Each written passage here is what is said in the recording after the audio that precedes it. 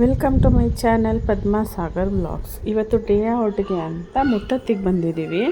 ಇದು first time ನಾನು ನೋಡ್ತಾ ಇರೋದು ಮುತ್ತತ್ತಿ. ಇವತ್ತು ಏನೋ ತುಂಬ ಮಳೆ ಬರ್ತಾಯಿತ್ತು ಅಂತ ಏನು ರಶ್ ಇರಲಿಲ್ಲ. ನಾವು ಬೇಗನೆ ಹೊರಟಿದ್ವಿ ಮನೆಯಿಂದ. ಇಲ್ಲಿ ಬಂದಿದ್ದೆ ಸ್ವಲ್ಪನೇ ಇತ್ತು. ನಮಗೆ ಈ ಒಳಗಡೆ ಏನಿದೆ ಇಲ್ಲಿ ಮುಖ್ಯ ದ್ವಾರ ಇದೆಯಲ್ಲ, ಇದ್ರ ಒಳಗೆ ಅಷ್ಟಾಗಿ ಪಾರ್ಕಿಂಗ್ ಏನೋ ಬಿಡಲ್ಲ ಅಂತ ಕೇಳ್ಪಟ್ವಿ. ಆದರೆ ರಶ್ ಕಡಿಮೆ ಇದ್ದಿದ್ದರಿಂದ ನಾವು ಡೈರೆಕ್ಟ್ ಒಳಗಡೆನೇ ಬಂದ್ವಿ. ಇಲ್ಲಾಂದಿದ್ರೆ ನಮಗೆ ತುಂಬಾ ತೊಂದರೆ ಆಗ್ತಾಯಿತ್ತು. ಯಾಕಂದರೆ ಜೊತೆಯಲ್ಲಿ ಮಕ್ಕಳೆಲ್ಲ ಇದ್ದಾರಲ್ವ, ಎಲ್ಲೋ ಪಾರ್ಕ್ ಮಾಡಿ ಮಳೆಯಲ್ಲಿ ನಡ್ಕೊಂಡು ಬಂದು ದರ್ಶನ ಮಾಡೋದು ಕಷ್ಟನೇ ಆಗ್ತಾಯಿತ್ತು ಅನಿಸುತ್ತೆ. ನಾವು ಬಂದಿದ್ದ ಟೈಮ್ ಒಳ್ಳೆಯದಾಗಿತ್ತು. ಹಾಗಾಗಿ ನೋಡಿ, ಅಲ್ಲೇ ಪಕ್ಕದಲ್ಲೇ ಕಾಂಪೌಂಡ್ ಒಳಗಡೆನೆ ಅಲ್ಲೇ ಪಾರ್ಕ್ ಮಾಡಿದ್ವಿ. ಅಲ್ಲೇ ದೇವಸ್ಥಾನಕ್ಕೂ ಕೂಡ ಹೊರಟ್ವಿ. ನೋಡಿ, ರಶ್ಶು ಅಷ್ಟಾಗಿ ಏನಿಲ್ಲ, ಕಡಿಮೆನೇ ಇದ್ದಾರೆ ಜನ. ನೋಡಿ, ಒಂದೇ ಲೈನ್ ಅಷ್ಟೇ ಇದ್ದಿದ್ದು. ನಮ್ಮ ಹಿಂದೆ ಒಂದಷ್ಟು ಜನ ಇದ್ದರು. ಆರಾಮ್ಸೆ ಅಲ್ಲಿಂದ ನೋಡ್ಕೊಂಡೇ ಮೂವ್ ಮಾಡ್ತಾಯಿದ್ರು, ಹೋಗ್ತಾನೇ ಇದ್ದರು ಜನಗಳೇನು. ಎಲ್ಲೂ ಸ್ಟಕ್ ಆಗ್ತಾನೇ ಇರಲಿಲ್ಲ. ಮತ್ತು ಏನೋ ದೇವ್ರದ್ದು ಪೂಜೆನೋ ಏನೋ ಇತ್ತು ಅನಿಸುತ್ತೆ. ಹೊರಗಡೆ ಎಲ್ಲ ಡೆಕೋರೇಟ್ ಮಾಡಿದರು. ಇಲ್ಲೂ ನೋಡಿ, ದೇವಸ್ಥಾನದ ಒಳಗಡೆನೂ ಕೂಡ ಸುತ್ತ ಹೂವಿನ ಅಲಂಕಾರ ಚೆನ್ನಾಗಿ ಮಾಡಿದರು. ಹೇಳ್ತಾಯಿದ್ರು ಏನೋ ಪೂಜೆ ಇತ್ತು ಅನಿಸುತ್ತೆ ಅಂತ. ನಮ್ಮ ಮನೆಯವರು ಒಂದು 2-3 ಸಲ ಬಂದು ಹೋಗಿದ್ದಾರೆ. ಮತ್ತು ನಮ್ಮಮ್ಮ, ಅದೇ ನಮ್ಮ ಅತ್ತೆಯವರು ಮತ್ತು ನಮ್ಮ ಅತ್ತಿಗೆ ಅವರೆಲ್ಲ ಫಸ್ಟೇ ಒಂದು ಸಲ ಬಂದು ನೋಡಿದಾರಂತೆ. ಆವಾಗಲೂ ಇವಾಗಲೂ ತುಂಬ ಚೇಂಜಸ್ ಇದೆ ಅಂತೆಲ್ಲ ಹೇಳ್ತಾಯಿದ್ರು. ಆವಾಗ ಇಷ್ಟೊಂದು ಅಂಗಡಿಗಳೆಲ್ಲ ಇರಲಿಲ್ಲ, ಇವಾಗ ತುಂಬ ಅಂಗಡಿಗಳೆಲ್ಲ ಆಗಿದೆ ಅಂತ. ಮತ್ತು ಇಲ್ಲಿ ವಿಶೇಷತೆ ಏನಪ್ಪ ಅಂತ ಅಂದರೆ, ಇಲ್ಲಿ ನಾನ್ ವೆಜ್ ಮಾಡ್ತಾರಂತೆ. ದೇವರಿಗೆ ಹರಕೆ ಕಟ್ಕೊಂಡು ಮರಿ ಹೊಡಿಯೋದೆಲ್ಲ ಪದ್ಧತಿ ಇದೆ ಅಂತ. ನನಗೆ ಗೊತ್ತೇ ಇರಲಿಲ್ಲ ಮುತ್ತತ್ತಿನಲ್ಲಿ ಈ ಥರ ನಾನ್ ವೆಜ್ ಮಾಡ್ತಾರೆ ಅಂತ. ಪಕ್ಕನೇ ಚೌಲ್ಟ್ರಿಗಳೆಲ್ಲ ಇದ್ದಾವೆ ಇಲ್ಲಿ, ಸಣ್ಣ ಸಣ್ಣದ್ದು ಪಾರ್ಟಿ ಮಾಡೋದು ಆ ಥರ ಎಲ್ಲ ಇದೆಯಂತೆ. ಇಲ್ಲಿ ದೇವ್ರದ್ದು ಹರಕೆ ಮಾಡಿಕೊಂಡು, ಈಗ ಬರ್ಡೇನೂ ಕೂಡ ಇಲ್ಲೇ ದೇವಸ್ಥಾನದ ಪಕ್ಕದಲ್ಲೇ ಇದೆ. ಚೌಲ್ಟ್ರಿಗಳು ಸುಮಾರು ತೋರಿಸಿದ್ರು ನಮಗೆ. ಹಾಗೆ ನಮ್ಮ ಮನೆಯವರು ಇಲ್ಲೆಲ್ಲ ಮಾಡ್ತಾರೆ ನೋಡು ಅಂತ ಹೇಳಿ. ನೋಡಿ, ಕೈಮುಗ್ಗಿರಿ ಇಲ್ಲಿಂದಾನೇ ಮುತ್ತತ್ತಿ ಹನುಮಂತರಾಯರಿಗೆ. ಮತ್ತು ಇಲ್ಲೂ ಉತ್ಸವ ಮೂರ್ತಿ ಎಲ್ಲ ಇತ್ತು, ಅಲ್ಲೂ ಕೈ ಮುಗ್ಕೊಂಡ್ವಿ. ಕೈ ಮುಗಿದು ಹೊರಡೋಣ ಅಂತ ಹೊರಗಡೆ ಬಂದ್ವಿ. ಯಾಕಂದರೆ ಮಳೆ ಕಡಿಮೆ ಆಗಿತ್ತು, ಸ್ವಲ್ಪ ಸೋನೆ ಮಳೆ ಥರ ಬೀಳ್ತಾಯಿತ್ತು. ಇನ್ನು ಬೇಗ ಹೊರಟ್ಬಿಟ್ರೆ ಸರಿ, ಇಲ್ಲಿಂದ ಮತ್ತೆ ಜೋರಾದರೆ ಕಷ್ಟ ಆಗುತ್ತೆ. ರೋಡಲ್ಲಿ ಹೋಗ್ತಾ ವೀಡಿಯೋ ಮಾಡ್ಕೊಳ್ಳೋಕ್ಕೂ ಆಗ್ತಿರಲಿಲ್ಲ, ಅಷ್ಟು ಜೋರು ಮಳೆ ಬರ್ತಿತ್ತು.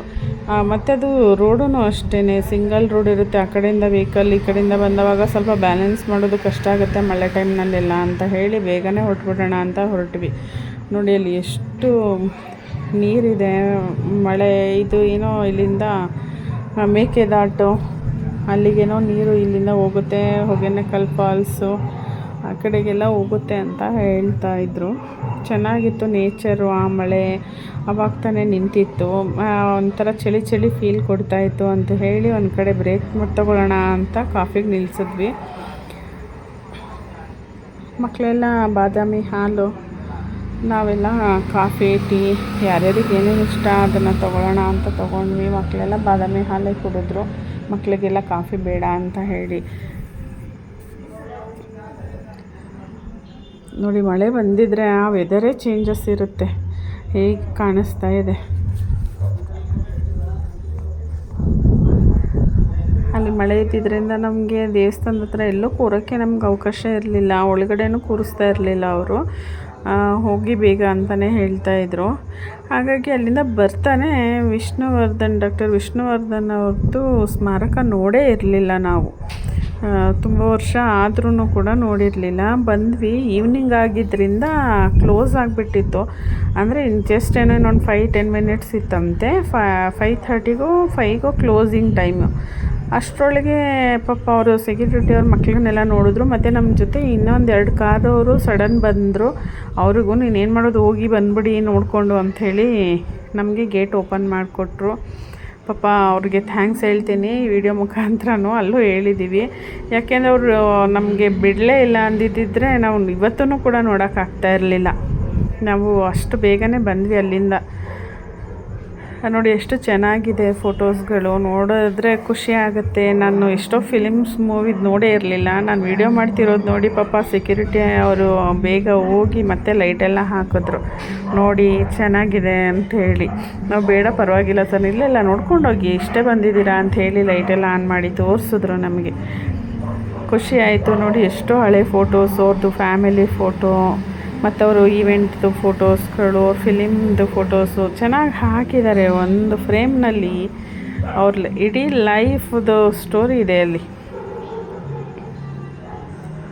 ಚೆನ್ನಾಗಿತ್ತು. ನಾವು ನೋಡದೇ ಇದ್ದಿದ್ದರಿಂದ ಏನೋ ಇನ್ನೂ ಸ್ವಲ್ಪ ಏನಾದರೂ ಅಲ್ಲಿ ಡೆಕೋರೇಟ್ ಮಾಡಬೇಕು ಅಂತ ನನಗೆ ಅನ್ನಿಸ್ತಿತ್ತು. ಯಾಕಂದರೆ ಜಸ್ಟ್ ಫೋಟೋಸ್ ಇದೆ, ಅಲ್ಲಿ ಇನ್ನೂ ಸ್ವಲ್ಪ ಏನಾದರೂ ಇಡಬೇಕು ಫೋಟೋಸ್ ಜೊತೆ ಹಾಗೆ ಹೀಗೆ ಅಂತ ನನ್ನ ಒಂದು ಒಪಿನಿಯನ್ ಆಗಿತ್ತು. ನೋಡಿ ನಗರ ಹೌದು ಫೋಟೋಸು ಈ ಒಂದು ಸ್ಟೈಲ್ಗೆ ಫಿದಾ ಆಗಿನವರೆಲ್ಲ. ನಮ್ಮ ಮನೆಯವರು ಅದೇ ಥರ ನಿಂತ್ಕೊಂಡ್ರು. ಸೊ ನನ್ನ ಮಗನೂ ನಿಂತ, ಹಾಗೆ ಒಂದು ಫೋಟೋ ವೀಡಿಯೋ ಮಾಡಿಕೊಂಡು ಹಾಗೆ ಮುಂದೆ ಬರ್ತಾಯಿದ್ವಿ. ಎಷ್ಟು ಕಲೆಕ್ಷನ್ಸ್ ಇದೆ ನೋಡಿ ಅಲ್ಲಿ. ಅಲ್ಲಿಂದ ಸುತ್ತ ಏನಿತ್ತು ಅದೆಲ್ಲ ಬರೀ ಫೋಟೋ ಫ್ರೇಮ್ಸು. ಇಲ್ಲಿ ಅವ್ರದ್ದು ಸ್ಮಾರಕ, ಅವ್ರದ್ದು ಸ್ಟ್ಯಾಚ್ಯೂ ಇರೋದು, ಇದು ಅವ್ರದ್ದು ಬ್ರ್ಯಾಂಡ್ ಅಂತಲೇ ಹೇಳ್ಬೋದು. ಅವ್ರ ಸ್ಟೈಲ್, ಅವ್ರದ್ದೊಂದು ಲೋಗೋ, ಏನು ಬೇಕಿದ್ರೂ ಹೇಳ್ಬೋದು. ಇವನ್ ಕಡ ಅದನ್ನು ಅಟ್ರಾಕ್ಷನ್ಗಾಗಿಯೇ ಇಟ್ಟಿದ್ದಾರೆ. ತುಂಬ ಚೆನ್ನಾಗಿ ಕಾಣಿಸ್ತಿತ್ತು ಅದು. ಅಲ್ಲೇ ಒಂದು ಫೋಟೋ ಎಲ್ಲ ಮಾಡಿದ್ರು, ತಗೊಂಡ್ವಿ. ನಾವು ನಮ್ಮ ಮನೆಯವ್ರೂ ಬಾಯಲ್ಲಿ ಸ್ವಲ್ಪ ಪಕ್ಕ ಹೋಗು, ಅದನ್ನು ಟಚ್ ಮಾಡೋ ಥರ ಬರುತ್ತೆ, ಚೆನ್ನಾಗಿ ಬರ್ತಿದೆ ಫೋಟೋ ಅಂತ. ನೋಡಿ ಇವಾಗ ನಾನು ಆ ಬ್ಯಾಂಗಲ್ನ ಅವ್ರದ್ದು ಕಡ ಏನಿದೆ ಅದನ್ನು ನಾನು ಟಚ್ ಮಾಡೋ ಥರನೇ ಫೋಟೋ ಬರುತ್ತೆ. ನೋಡಿ ಬಂತು, ಚೆನ್ನಾಗಿದೆಯಾ? ಹೀಗೆ ನಮ್ಮ ಮನೆಯವ್ರು ನಿಲ್ಲಿಸಿ ಒಂದೆರಡು ಫೋಟೋ ತೆಗೆದ್ರು. ಅಲ್ಲಿಂದ ಹಾಗೆ ಮುಂದೆ ಬಂದ್ವಿ. ಅವ್ರದ್ದೇನು ಸ್ಟ್ಯಾಚ್ಯೂ ಇದೆ ಅಲ್ಲೇ ಬಂದ್ವಿ. ಅಲ್ಲಿ ಬಂದು ಫೋಟೋಸ್ ತೊಗೊಂಡ್ವಿ. ತುಂಬ ಜನ, ಯಾಕಂದರೆ ನಾವು ಹೋಗಿ ಟೈಮಲ್ಲಿ ಬಂದರು ಅಂತ ಹೇಳಿದೆ ಅಲ್ವಾ, ಅವರೆಲ್ಲರೂ ಬೇಗ ಬಂದು ಫೋಟೋಸ್ ತೊಗೊಳೋದ್ರಲ್ಲೇ ಇದ್ದರು. ಹಾಗಾಗಿ ಒಂದು ಫ್ಯಾಮಿಲಿ ಫೋಟೋ ತೊಗೊಂಡ್ರೆ ಇನ್ನೊಂದು ಕಡೆ ಒಬ್ಬರು ಸ್ಟಕ್ ಆಗ್ತಾಯಿದ್ವಿ.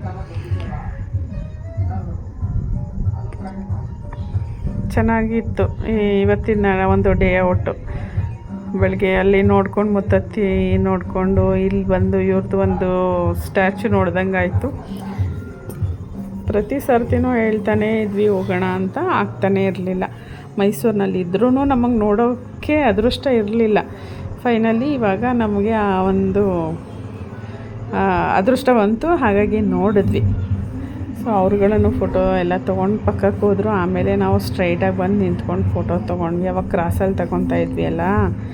ಈಗ ಇದೆಲ್ಲ ಆದಮೇಲೆ ಅದು ನಮ್ಮದು ಈ ಕಡೆ ಏನಿದೆ ಅಲ್ಲಿ ಮಕ್ಕಳನ್ನೆಲ್ಲ ಫೋಟೋ ತೊಗೊಳ್ಳೋಣ ಅಂತಿದ್ದೀವಿ. ಅಲ್ಲಿ ನೋಡಿ ಪಕ್ಕದಲ್ಲಿ ಈ ಕಡೆನೂ ವೇಟಿಂಗಲ್ಲಿದ್ದಾರೆ, ಈ ಕಡೆನೂ ವೇಟಿಂಗಲ್ಲಿದ್ದಾರೆ.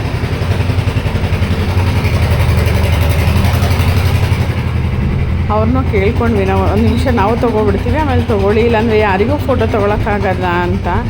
ನೋಡಿ ನಮ್ಮನೆಯವ್ರಂತೂ ಫ್ರೀ ಯಾಕೆ ತೆಗೆಸ್ಕೊಂಡು ಅಷ್ಟರಲ್ಲಿ ಅವರೂ ಎಲ್ಲ ಹೊರಟೋದ್ರು.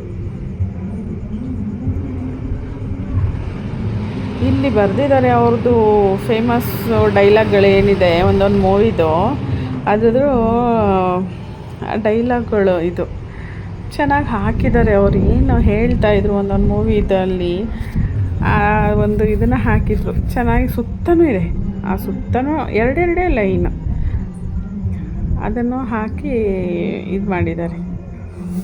ಹಾಗೆ ಹೇಳ್ಕೊಂಡು ಸರಿ ಅಂತ ಇಲ್ಲಿಂದ ಮುಂದೆ ಹೋಗ್ಬೇಕಾದ್ರೆ ಅಲ್ಲಿ ಅವರೇನೆ ಹೇಳಿದ್ರು, ಇಲ್ಲಿಂದ ಹೊರಗಡೆ ಹೋಗಿ ಅಲ್ಲಿಗೆ ಲೆಫ್ಟಿಗೆ ಹೋದರೆ ಅಲ್ಲಿ ಮ್ಯೂಸಿಯಮ್ ಇದೆ, ಅಲ್ಲೂ ಹೋಗಿ ಅಂತ. ಮ್ಯೂಸಿಯಮ್ಮ ಅಂತಂದರೆ ಇಲ್ಲ, ಅಲ್ಲಿ ಕಾರು ಇದೆ, ಅವರು ಏನು ಬಳಸ್ತಾ ಇದ್ರು ಆ ಕಾರಲ್ಲಿದೆ.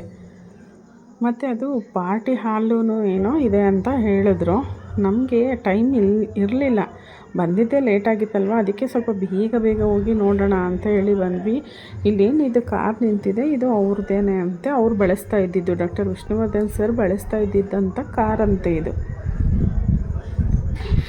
ಅದಕ್ಕೆ ಈ ಕಾರ್ ಹತ್ರನೂ ನಿಂತ್ಕೊಂಡ್ವಿ, ಫೋಟೋ ವೀಡಿಯೋ ಮಾಡ್ಕೊಂಡ್ವಿ. ನಮ್ಮ ಮನೆಯವರು ಅಲ್ಲಿ ಮುಂದೆ ಏನಿದೆ ಅಂತ ನೋಡೋಣ ಅಂತ ಅವರು ಹೊರಟರು.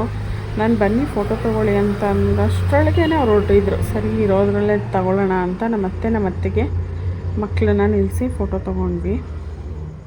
ಅಷ್ಟರಲ್ಲಿ ಅವರೂ ರಿಟರ್ನ್ ಬರ್ತಿದ್ದಾರೆ. ನೋಡಿ, ನೀವು ಮಾತ್ರ ಫೋಟೋ ತೊಗೋತೀರಾ ಅಂದ್ಕೊಂಡು ಅವರೂ ಫೋಟೋ ವೀಡಿಯೋಸ್ ಮಾಡ್ಕೊಂಡ್ವಿ. ಮತ್ತು ನಾನೊಬ್ಳು ನಂದೂ ಫೋಟೋ ತೆಗೆದುಕೊಡಿ ಅಂತ ಹೇಳಿ ನಾನು ಅವ್ರಿಗೆ ಹೇಳಿ ಫೋಟೋ ತೆಗೆಸ್ಕೊಂಡೆ. ಅಲ್ಲಿ ಡೋಂಟ್ ಟಚ್ ಅಂತ ಬರೆದಿತ್ತು. ಆದರೂ ನಮಗೆ ಅದೇ ತಾನೇ, ಯಾವುದನ್ನು ಮಾಡಬೇಡಿ ಅಂತೀವಿ ಆಲ್ಮೋಸ್ಟ್ ನಾವು ಅದೇನೇ ಮಾಡ್ತೀವಿ. ಟಚ್ ಮಾಡಿನೇ ಒಂದು ಫೋಟೋ ತೊಗೊಬಿಟ್ಟೆ ನಾನಂತ. ಅಲ್ಲಿಂದ ಹಾಗೆ ಮುಂದೆ ನೋಡೋಣ ಇದು ಏನಿದೆ ಅಂದರೆ ಅಲ್ಲೇ ಕ್ಲೋಸ್ ಮಾಡಿಬಿಟ್ಟಿದ್ರು ಅವ್ರು ಆಲ್ರೆಡಿ. ಅದಕ್ಕೆ ಏನಿರ್ಬೋದು ಇದು ಅಂತ ಅಂದ್ಕೊಂಡು ನೋಡಿದ್ರೆ ಅದು ಒಂದು ಇದು ಹಾಲಂತೆ ಅದು. ಇಲ್ಲಿ ನೋಡಿ, ಇಲ್ಲಿ ಬರೆದಿದ್ದಾರೆ ನೋಡಿ, ಡಾಕ್ಟರ್ ವಿಷ್ಣುವರ್ಧನ್ ಸ್ಮಾರಕ ಸಾಹಸ ಸಿಂಹ ಸಭಾಂಗಣ ಬಾಡಿಗೆಗೆ ದೊರೆಯುತ್ತದೆ ಅಂತ ಹಾಕಿದ್ದಾರೆ. ಇಲ್ಲೂ ಬರ್ತ್ಡೇ ಎಲ್ಲ ಮಾಡ್ತಾರಂತೆ. ಎರಡೂ ಏನೋ ಇದೆ ಅಂತ ಹೇಳ್ತಾಯಿದ್ರು ಅಲ್ಲಿ ಬೇರೆಯವರು. ಇಷ್ಟ ಆಗಿತ್ತು ಇವತ್ತಿನ ವ್ಲಾಗ್.